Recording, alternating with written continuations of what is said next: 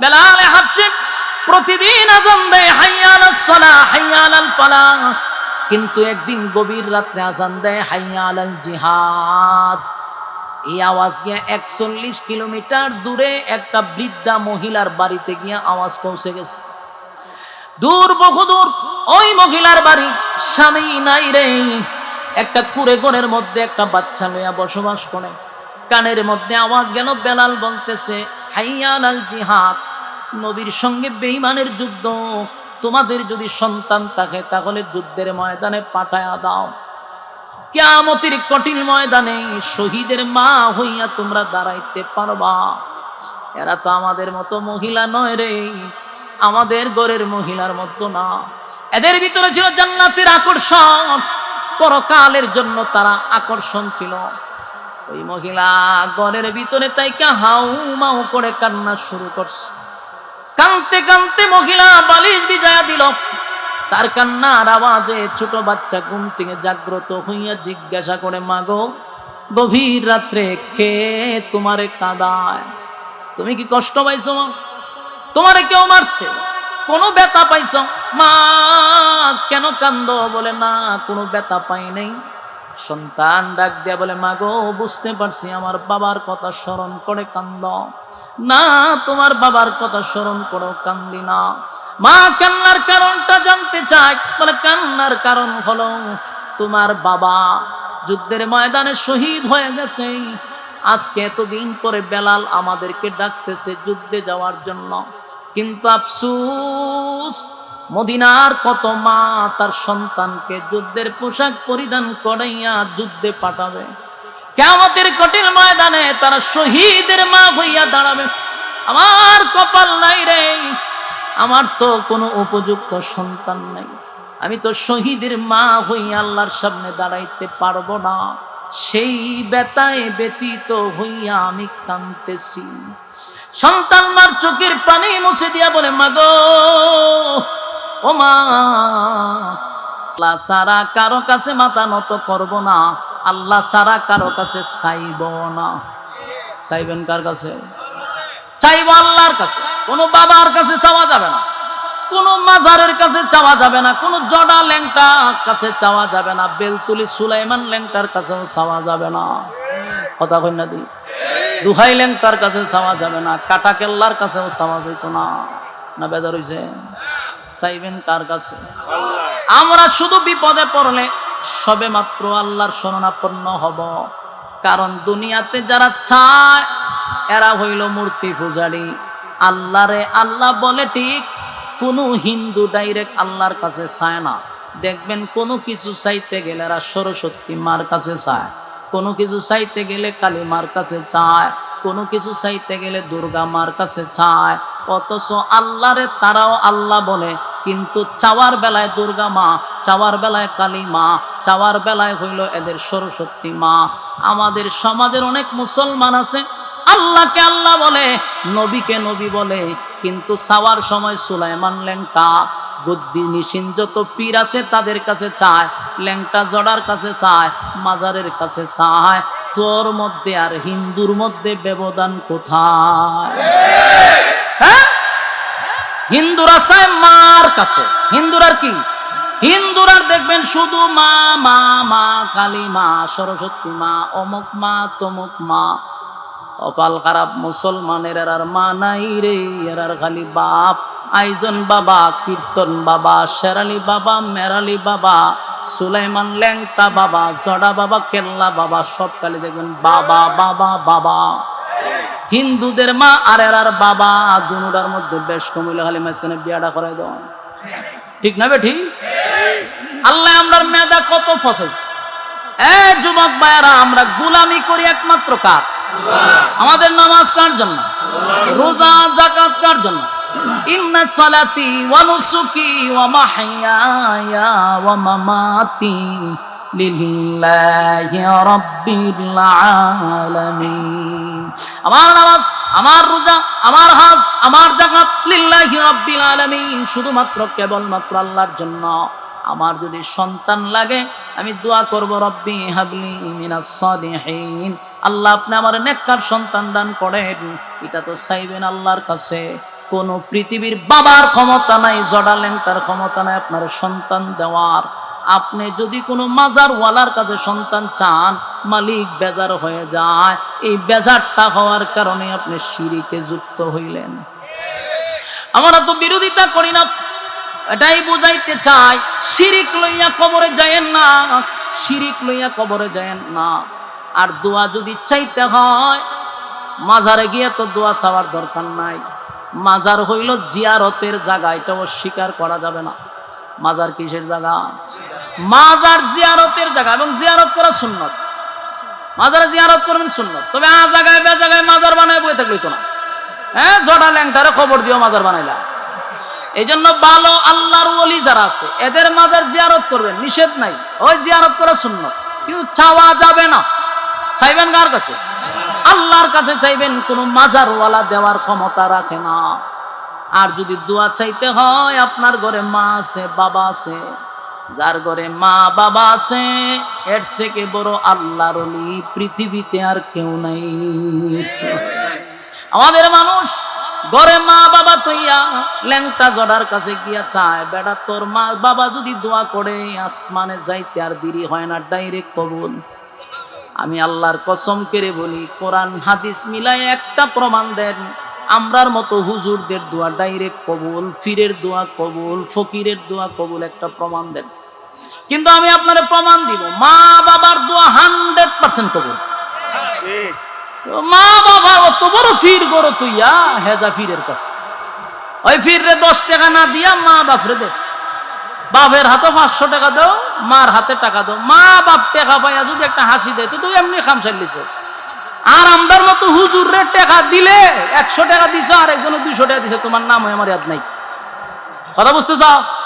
ফির সাহেবরে তুমি দিছো 1000 টাকা, ফির সাহেবরে আরেকজনে 2000 টাকা দিছে, তুমি কেটা চিনবি না ফিরে? তুমি দিছো মুরগি নিয়ে আরেক গোটা দিলাইছে বস, ফিরে কি তোমার চিনব? দুনিয়া এরকম, দুনিয়া এরকম। আপনি মা বাবারা তো 500 টাকা দেন, দেখবেন কত খুশি। আর 10 জন 500 টাকা দিছে আমার পুত্র, এই দোয়া পাইবেন কো? এটি কইলে তো আশাবিরে দেখতে পারে না মানুষ, আশাবি খালি ফিরে ফিরে বকতাম কেরাম। ভালো আল্লাহর ওলির কাছে তো আমরাও যাই, অনেক ফিরে ওয়াজ করে বইয়া বইয়া কয় সুলাইমান ল্যাংটা বলে লিঙ্গ টান্দা লাম্বা হইরা ভাগ দিয়ে দিয়েছে। আচ্ছা কোন চান এরা কি ডেটওয়ালা গাঞ্জা খায়? 2000 সালের গাঞ্জা তো গরের ভিত্তে সিফাত, এটা বাইর করছে 26 সালে। বাইরে ফিরে যে 200 সুরে খাইছে গাঞ্জা, এখন তো আর মাথা কাজ করতেছে না। অনওয়াজের মধ্যে বইয়া কয় সুলাইমান ল্যাংটা বেলতুলির ল্যাংটা লিঙ্গ দিয়া ভাগরি বান্ধা লইছে। মানে আপনার মতো মুসল্লি যারা সামনে আছেন এটা সুবহানাল্লাহ, ওমা এখানে কি সুবহানাল্লাহ, এত জুতার বাড়ি, এই সময় জুতা দাবাইরে নিয়ে আধা ঘন্টা। এই সমস্ত ভণ্ডগুলি সমাজের সব মানুষগুলোর ইমান নষ্ট করে তারা চলে যাচ্ছে, আর আপনারা মাঝখানে সুবহানাল্লাহ মাইরা দেন। এই সমস্ত ওয়াজ চললে এরা লামায়া কইবেন যে তুই কেন লাম লাম, তোর গাঞ্জা ডেট কবে শেষ হয়েছে আগে কম, এর পরীক্ষা হইলে দেখবেন যে গাঞ্জা খাই আইছে। সাবধান, ইমান নষ্ট করা যাবে না। কথা আমার তিতা, আমার কথা মারাত্মক তিতাতে করল্লার চেয়েও তিতা। কিন্তু প্রতিটা কথা আপনি বালিশের সঙ্গে মাথা লাগায় চিন্তা করবেন যে আমার কোনো ব্যক্তি স্বার্থ আছে কিনা। আমি কি ফির যে আমি ফিরের কথা কইতাম? শুধুমাত্র ইমান আমলের হেফাজত করেন, আর কিছু লাগবে না। অল্প আমল নাজাতের জন্য যথেষ্ট। আমল অল্প থাক, আমলটা যদি নির্বেজাল হয়, রিয়া মুক্ত হয়, অল্প আমলই মানুষ জান্নাতে চলে যাবে। হারা রাত তাহাজ্জুদ পড়া লাগবে না, হারা রাত নফল নামাজ পড়া লাগবে না, অল্প আমল নির্বেজাল জান্নাত পাবেন ইনশাআল্লাহ। আর খেদমত যদি করতে হয়, দোয়া যদি চাইতে হয়, মা বাবার চেয়ে বড় ফির আল্লাহর জমিনে আর কেউ নাই। কথা কি ক্লিয়ার? মোরা বুড়া মা বাপ যারা এখন আর কাম কাজ করতে না, ফুলাপানের টাকা পয়সা ইনকাম করে, এই ফুলাপান্ডির কত হইলো? এই বৃদ্ধ মা বাপ যখন কামাই করত তখন তো তোর পকেটে টাকা থাকতো, তখন যে বেচারা কাম কাজ করতে না, তুই মাসে একবার খবর লস নি যে আব্বারা তো টাকা আসেনি। এটি কুচ খবর নিয়া নিয়া তাদের হাতে টাকা দিতে হইব। এরারে চা খাওয়ার জন্য অনর্থক টাকা দিবা, তাহলে ব্যবসায় বরকত হবে, খামায় রোজগারে আল্লাহ বরকত বাড়াইয়া দিব। এডি না কইরা প্রথম বেতনটা নিয়ে দিয়ে মাজারও, তো মাজারও দিছো বালা কথা, খায় কাটা খাদেমে খাদেমে ডাকা 4টা বাড়ি করছে। বিশ্বাস না? আমি এক মাহফিলে যাই, ওইটা মাজারও যাই, খাদেমের বাড়ি গিয়া দিহি আলিশান দরবার বিশাল। আমি বললাম সব বোনার খাদেম সবে তোমার বাড়ি, হুজুর দোয়া করেন, ডাকাতে আরো 3টা আছে। বেটার গাড়ি গিয়া দিলেন প্রৌজা বলতে একেবারে 1.5 কোটি টাকার গাড়ি। আমি আপনি করেন না কিতাব, ওইটা খাদেম। তো মানুষের নিয়ে ছাগল দেয় আর হেডে বিক্রি করিয়া গুরু দে বিক্রি করে উরুসে কয়েক কোটি টাকা উঠে আর এটি দিয়া বেড়া বাস বাড়ি করতেছে ঢাকা শহর গিয়া আর তুমি মনে করতেছ ফিরে খবরের থেকে ঠান্ডা বাহির হয়ে গেছে না। হ্যাঁ, এইখান থেকে আমাদের বাইরে আসতে হবে। আমরা যদি দান করতে হয়, মাদ্রাসা আছে, মসজিদ আছে, এইগুলার মধ্যে জিন্দা কোরআন আছে। জিন্দা কোরআন বুঝেন? এই যে ছোট ছোট বাচ্চারা, এটি জিন্দা কোরআন, এটা তো কোরআন পড়তেছে, এদের সিনার ভিতরে কোরআন। 10 টাকা খাওয়াইলে এডিরে খাওয়ান, আল্লাহ রাসূল খুশি হবে। টাকা দিতে হলে মাদ্রাসায় দেন, এতিম ছাত্র আছে এখানে কোরআন পড়তেছে, এদেরকে টাকা দেন। মসজিদ নির্মাণ কাজে টাকা দেন, মাজারে টাকা দিয়া খাদেমের বুড়ি বাড়াইতেন। আল্লাহর ওলি তো খায় না, খায় তো খাদামে, খাদেম খাইয়া খোলা কাজ হয়ে গেছে। এই কথাগুলি আপনাদের কষ্ট লাগতেছে আমি জানি। আমার যুবক ভাইরা, আল্লাহ বলেন আমিনু কামা আমানান নাস, ঈমান যদি আনতে হয় তাহলে তাদের মতো আনো। তারা কারা? সাহাবায়ে কেরাম। জান্নাতের প্রতি তাদের আকর্ষণ ছিল। কেমন আকর্ষণ? একটু দিলের কান লাগায় শুনেন। বেলালের নাম শুনছেন না? হযরত বেলাল হাবশী ছিল, কালো বেলাল, কালো বেলাল। চেহারা সুন্দর ছিল না, টুট মোড়া ছিল, নাক মোড়া ছিল, চেহারা ভালো না। কিন্তু এই বেলালের গলার মধ্যে আল্লাহ এত পাওয়ার দিছে, এত পাওয়ার দিছে। এই যে আমরা ওয়াজ করতে যেমন মাইক দিয়া, যতটা মাইক লাগা, যত ব্র্যান্ডের মাইকই হোক, সর্বোচ্চ 2 কিলো অথবা 1.5 কিলোর উপরে আওয়াজ যায় না। ঠিক না? ঠিক। এদের যত ভালো মাইকই হোক 1.5 কিলোর উপরে যায় না। কিন্তু আল্লাহর নবীর সাহাবী হযরত বেলালের কণ্ঠের মধ্যে আল্লাহ এত পাওয়ার দিছে, খালি গলায় যখন আল্লাহু আকবার বলে টান মারত, 41 কিলোমিটার পর্যন্ত আওয়াজ পৌঁছে যেত। শুধু একদিকে 41 কিলো না, চতুর্দিকে 41 কিলোমিটার এরিয়ায় গিয়া আওয়াজ পৌঁছে যেত। বেলাল হাবশী প্রতিদিন আযান দেয়, হাইয়া আলাস সালাহ, হাইয়া আলাল ফালাহ। কিন্তু একদিন গভীর রাত্রে আযান দেয়, হাইয়া আলাল জিহাদ। এই আওয়াজ গিয়া 41 কিলোমিটার দূরে একটা বৃদ্ধা মহিলার বাড়িতে গিয়া আওয়াজ পৌঁছে গেছে। দূর, বহু দূর। ওই মহিলার বাড়ি, স্বামী নাই রে, একটা কুড়ে ঘরের মধ্যে একটা বাচ্চা লইয়া বসবাস করে। কানের মধ্যে আওয়াজ গেল, বেলাল বলতেছে হাইয়া আলাল জিহাদ, নবীর সঙ্গে বেঈমানের যুদ্ধ। তোমাদের যদি সন্তান থাকে তাহলে যুদ্ধের ময়দানে পাঠায়া দাও। কিয়ামতের কঠিন ময়দানে শহীদের মা হইয়া তোমরা দাঁড়াইতে পারবা। এরা তো আমাদের মতো মহিলা নয় রে, আমাদের ঘরের মহিলার মতো না। এদের ভিতরে ছিল জান্নাতের আকর্ষণ, পরকালের জন্য তারা আকর্ষণ ছিল। ওই মহিলা ঘরের ভিতরে তাইকা হাউ মাউ করে কান্না শুরু করছে। কানতে কানতে মহিলা বালিশ বিছায়া দিল। তার কান্নার আওয়াজে ছোট বাচ্চা ঘুম থেকে জাগ্রত হইয়া জিজ্ঞাসা করে, মাগো, গভীর রাত্রে কে তোমারে কাঁদায়? তুমি কি কষ্ট পাইছো? তোমারে কেউ মারছে? কোনো ব্যথা পাইছো? মা কেন কান্দো? বলে না, কোনো ব্যথা পাই নাই। সন্তান ডাক দিয়া বলে, মাগো, বুঝতে পারছি, আমার বাবার কথা স্মরণ করে কান্দ না। তোমার বাবার কথা স্মরণ করো, কান্দি না। মা কান্নার কারণটা জানতে চায়। বলে, কান্নার কারণ হলো তোমার বাবা যুদ্ধের ময়দানে শহীদ হয়ে গেছে।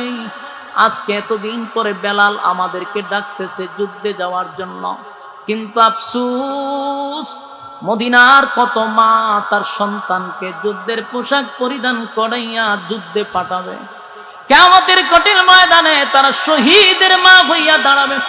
আমার কপাল নাই রে, আমার তো কোনো উপযুক্ত সন্তান নাই। আমি তো শহীদের মা হইয়া আল্লাহর সামনে দাঁড়াইতে পারবো না। সেই ব্যথায় ব্যতীত হইয়া আমি কাঁদতেছি। সন্তান মার চোখের পানি মুছে দিয়া বলে, মাগো, ও মা, চলো আমারে লইয়া নবীর দরবারে। রাতের বেলায় অন্ধকারে রওনা দিছে। সকাল বেলা গিয়া মসজিদে নববীর সামনে উপস্থিত হয়ে গেছে মহিলা তার সন্তান লইয়া। সন্তান ডাক দিয়ে বলে, মাগো, আমি এখনো বেঁচে আছি, আমি তোমার শহীদের মা বানায়া দিব। আল্লাহর নবীর সাহাবীদের লাইনে গিয়া মহিলা দাঁড়ায়া গেছে। সাহাবীরা ডাক দিয়ে বলে, মা, এটা পুরুষের লাইন, মহিলার লাইন নয়। আপনি কেন আপনার সন্তান নিয়ে এখানে দাঁড়াইলেন? মহিলা ডাক দিয়া বলে, আমার কুলের মধ্যে একটা পুরুষ সন্তান আছে, তার নামটা যুদ্ধের ময়দানে আমি লেখাইতে চাই, এই জন্য আমি এখানে দাঁড়াইছি। সাহাবায়ে কেরামরা বলেন, এত ছোট বাচ্চা, নাবালক কোনো বাচ্চা যুদ্ধের ময়দানে এলাও করা হয় না গো মা, বলে আসছেন, মেহেরবানি করে আপনি সরে যান। মহিলা কথা শুনে না, মানে না, কোনো কথা বুঝতেও চায় না, চেঁচামেচি শুরু করছে। হাবিবে কিবরিয়ার কান পর্যন্ত পৌঁছে গেল। আল্লাহর হাবিব হুজরা শরীফ থেকে বাহির হইয়া ডাক দিয়া বলে, কেন রে তোমরা এত চিল্লা চিল্লি শুরু করলা? বলে, নবী গো, এই মহিলা শুনে না, বুঝে না, মানে না, যতই বুঝাই মহিলা বুঝতে চায় না। এক নাবালক বাচ্চা লইয়া আসছে যুদ্ধের ময়দানে পাঠানোর জন্য। আল্লাহর নবীর সামনে আইসা বলে, মাগো, এত ছোট বাচ্চা যুদ্ধের ময়দানে নিয়ে আমি কোন কাজে লাগাবো? কোন কাজে সে আসবে বলেন? মহিলা উত্তর দিছে, নবী গো, আমার সন্তান তরবারি নিয়ে যুদ্ধ করতে পারবে না আমি জানি। গত বছর আমার স্বামীটা যুদ্ধের ময়দানে শাহাদাত বরণ করছে, কিন্তু আমার কলিজায় মানে না, মদিনার বহু মহিলারা শহীদের মা হইয়া দাঁড়াবে, আমি না শহীদের মা হইতে চাই। আল্লাহর নবী মহিলারে বুঝাইল, মহিলা বুঝ মানে না। একটা পর্যায়ে বলে, নবী গো, আমার সন্তানটারে যুদ্ধে নিয়ে যান, যখন আপনারে তীর মারবে, তীর মারলে পরে আটকানোর জন্য একটা ঢালের প্রয়োজন হয়। আমার ছেলে ছোট আছে, ছোট ছেলেটারে ঢাল হিসাবে ব্যবহার করবেন। বাম দিকে তীর আসলে পরে আমার সন্তানের বুক দিয়ে আটকাবেন, ডান দিকে যখন তীর আসবে ডান দিকে বুক দিয়ে ফিরাবেন। আমার সন্তান শহীদ হয়ে যাবেন, আমি হাসরের মাঠে শহীদের মা হইয়া দাঁড়াবো।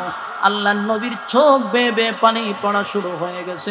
এই মহিলা জান্নাতের প্রতি তার কত লোভ লালসা, জান্নাতে ঢুকতে চায়। এবার আল্লাহর নবী বাচ্চাটারে জড়ায় দুইরা চুমু দেয় আর বলে, বাবারে বড় হও, আমি দোয়া করি যুদ্ধের ময়দানে যাইবা। নবী যখন বিদায় করে দেয়, ওই ছোট ছেলেটা বলে, মাগো, আমি না তোমারে ওয়াদা দিছি গো মা, তোমারে লইয়া যুদ্ধের ময়দানে আমি যাব, শহীদ হইয়া শহীদের মা তোমারে বানাবো। আমারে নবী বিদায় করে দিছে, কেমনে গো আমি এখন তোমারে শহীদের মা বানাই?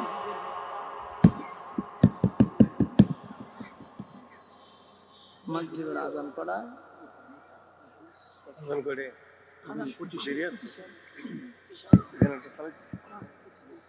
জিকির করেন, লা ইলাহা ইল্লাল্লাহ,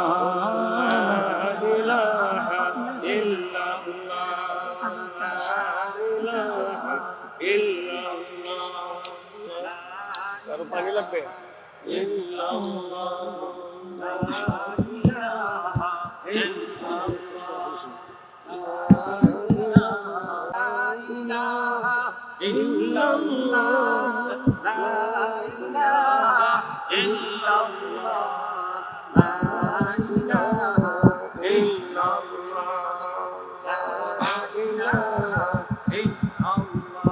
লা ইলাহা ইল্লাল্লাহ, লা ইলাহা, লা ইলাহা ইল্লাল্লাহু মুহাম্মাদুর রাসূলুল্লাহ সাল্লাল্লাহু আলাইহি ওয়াসাল্লাম। আমার যুবক ভাইরা, মুরব্বি বাবারা, দিলের কান লাগায় কথাগুলি শুনেন। একটা মানুষের ভিতরে জান্নাতের প্রতি কতটুকু আকর্ষণ, জান্নাতের প্রতি তাদের কতটুকু আকর্ষণ ছিল। আল্লাহর নবী যখন বিদায় করে দিছে, ছেলে তার মারে বোঝায়, মাগো, আমরা যদি চলে যাই শহীদের মা কেমনে হইবা? ওই ছোট্ট বাচ্চা দৌড়াইয়া নবীর কাছে গিয়া কয়, হুজুর, আমি কি আপনার সামনে কিছু কথা বলতে পারি?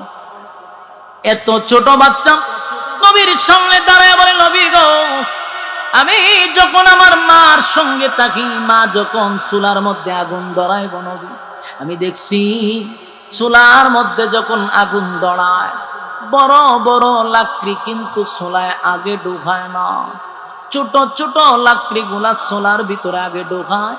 আগুনটা ধরে যাওয়ার পরে বড় বড় লাকড়ি গুলা চুলার ভিতরে ঢোকায়া দেয়। ওগো নবীজি, যুদ্ধের ময়দানে আমার মতো ছোট বাচ্চাটাকে আগে পাঠায়া দেন, আমি শহীদ হইয়া যুদ্ধের ময়দানে একটা আগুন ধরায়া দিব। এরপরে আপনি আলীকে পাঠাবেন, উমরকে পাঠাবেন। চিৎকার দিয়া কোন সুবহানাল্লাহ। আমার যুবক ভাইরা, এই সাহাবায়ে কেরামদের ইমান, এই জন্য আল্লাহ বলেন আমিনু কামা আমানান নাস, ঈমান আনো, ঈমান আনো ওই মানুষদের মতো যারা অতীতে ঈমানের পরীক্ষা দিছে, ঈমানের পরীক্ষায় যারা পাস করছে। বহু জালেমের জুলুমের উপরও তারা ঈমানকে অটল রাখছে। বহু সাহাবীদেরকে আগুনে পোড়ানো হয়েছে, বহু সাহাবীদেরকে জ্বলন্ত কয়লার মধ্যে শোয়ানো হয়েছে, বহু সাহাবীদেরকে গলার মধ্যে রশি লাগাইয়া মরুভূমি দিয়া টেনে টেনে নিয়ে যাওয়া হয়েছে। একটা মুহূর্তের জন্য ঈমান ছাড়ে নাই। যুবক ভাইরা রে, আমাদের উপরে এত বড় মুসিবত আসে নাই, কিন্তু আমরা 5 টাকার রং সার মধ্যেও ঈমান বিক্রি করি। মিথ্যা কথা কথায় কথায় বলি, ঈমান চলে যায়। যেই কথা বলার প্রয়োজন নাই সেটাও বলি, এগুলা ঈমান নষ্ট হয়। নবীর ঘরের সাথে দুশ্মনী, ঈমান নষ্ট হয়। আল্লাহর ঘরের সঙ্গে যদি দুশ্মনী কেউ করে, ঈমান নষ্ট হয়। এমন কাজ করব না যেই কাজের জন্য ঈমান নষ্ট হয়ে যায়। কারণ সর্বপ্রথম আমাদের মূল যেটা আসল, এটা হলো ঈমান। জোরে বলেন কি? আমিনু কামা আমানান নাস, ঈমান আনবো সাহাবীদের মতো। আল্লাহ কয় 2টা গুণে গুণান্বিত হইলে আল্লাহ ওয়াদা দিছে, কানাত লাহুম জান্নাতুল ফিরদাউসি নুজুলা। আল্লাহ কয় জান্নাতুল ফিরদাউসের মেহমান বানাবো, খালিদিনা ফিহা লা ইয়াবগুনা আনহা হিওয়ালা। আল্লাহ বলেন, জান্নাতীরা যখন জান্নাতের ভিতরে ঢুকবে আর কোনোদিন জান্নাত থেকে বাহির হবে না। কোন মানুষ যদি জান্নাতে ঢুকে যায় আর বাহির হবে না, অনন্তকালের জন্য সেই জান্নাত। বলুন তো দেখি কয় গুণে গুণান্বিত? একটা হলো ঈমান, আর একটা হলো নেক আমল। নেক আমল যারা করবেন, নামাজ পড়েন, রোজা রাখেন, হজ করেন, যাকাত দেন, কিন্তু সাবধান আমলটা যেন নির্ভেজাল হয়। লোক দেখানোর জন্য ইবাদত করা যাবে না।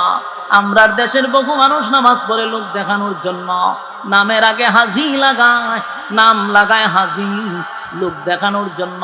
হাজি সাহেব না ডাকলে বেজার হয়। এক দান করে মানুষকে দেখানোর জন্য, এগুলার মধ্যে ফরমালিং আছে। তসবিহ পড়ে মানুষ দেখানোর জন্য, অনেক মানুষ দেখবেন তসবিহ এইভাবে লইয়া লইয়া সুবহানাল্লাহ সুবহানাল্লাহ বলে, এর এটা দেখানি লাগবো। এগুলা মানুষ দেখান না। ইবাদত যদি হয় বুঝতে হবে এটার মধ্যে ফরমালিং আমল দিয়া জান্নাতুল ফিরদাউসের গ্রান পাওয়া যাবে না। কথা কি বুঝতেছেন? আমার যুবক ভাইরা, ওয়াদা করেন 2 গুণে গুণান্বিত আমরা কারা কারা হইতে চাই? 2টা হাত তুললা দেখায়া দি। লিল্লাহে তাকবীর, লিল্লাহে তাকবীর। বলেন কয় গুণে? 1 নাম্বার, 2 নাম্বার নেক আমল। ঈমান হতে হবে একবারে বিশুদ্ধ, কোনো বেজাল নাই। আর ইবাদত নির্বেজাল। এই 2 গুণে গুণান্বিত হইলে আল্লাহ হয় কানাত লাহুম জান্নাতুল ফিরদাউসি নুজুলা। আল্লাহ আমাদের এই কথাগুলোর উপরে বলনেওয়ালা শুননেওয়ালা উভয়কে সহি আমল করার তৌফিক দান করুক, আমিন।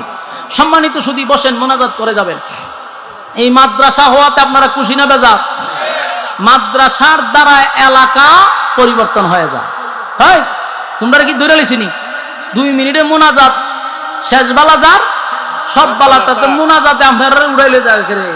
বসেন। মাদ্রাসা হওয়াতে আপনাদের উপকার হয়েছে নি? সারা গ্রামে মিল্লা যেটা করতে আসলেন, এটা অ্যাডভোকেট সাফ করে দিয়ে দিছে। ওনার ভাই আছে এবং উনি রুচিশীল মানুষ। আস্তে আস্তে আশা করি সুন্দর একটা পরিবেশ হবে। মাদ্রাসার মান, পড়ালেখার মান বাড়াইতে হবে। আর এই মসজিদ মাদ্রাসা আটকে থাকে না। আপনারা তো করছেন। আর আমার বিরুদ্ধে 5টা ইউনিয়ন লাগছিল। কয়টা ইউনিয়ন? 5 ইউনিয়ন, 5 চেয়ারম্যান আমার বিরুদ্ধে লাগছে। লাস্টে মন্ত্রীও লাগছে আমার বিরুদ্ধে। সবগুলার ডিঙ্গাইয়া আজকে গিয়া দেন 100% মধ্যে মাদ্রাসা করছি। এবং 3টা ভবন। শুধু এতটুক না, লেখাপড়ার মান শুনবেন। সারা বাংলাদেশে বেফাক বোর্ডে সারা বাংলাদেশে মেধা তালিকায় 3 জন হয়েছে। মেধা তালিকায় 2 নম্বর স্থান। সারা বাংলাদেশে। এবার আমার মাদ্রাসার ছাত্ররা টিভিতে তেলাওয়াত করছে, আগামীতে পিএসপি সহ বিভিন্ন চ্যানেলে থাকবে। তো এগুলা শুধু মাদ্রাসা করলেই হবে না, মেহনত করতে হবে এবং পড়ালেখার মান বাড়াইতে হবে। আমি পারভেজ ভাইরে বলবো ইনশাআল্লাহ পড়ালেখার মান বাড়াইতে হবে। আল্লাহ তাআলা এই এলাকার জন্য একটা দ্বীনি মারকাজ হিসেবে কবুল করুক এবং পারভেজ ভাইয়ের হায়াতে আমল আল্লাহ বরকত দান করুক। কারণ ভাই টেকা সবারই আছে, সবার টেকা কিন্তু ভালো কাজে লাগে না। টেকা কি পারভেজ ভাই থেকে আরো বেশি আছে না গ্রাম, কিন্তু সবার দ্বারা কি সব কাজ হয়? সবার দ্বারা সব কাজ হয় না। এই জন্য আল্লাহ যারে কবুল করে ওই বান্দার দ্বারা দিনের কাজ করায়। এই জন্য আপনারা এখানে শরীক থাকবেন, বুদ্ধি দিয়া পরামর্শ দিয়া যে যেমনে পারেন, টাকা না দিতে পারলে বুদ্ধি দিয়া দিবেন, পরামর্শ দিয়া দিবেন, প্রয়োজনে পরিশ্রম করে হইলো সময় দিবেন। মাদ্রাসার সাথে জড়িত থাকা মানে নবীর সঙ্গে জড়িত থাকা। আল্লাহ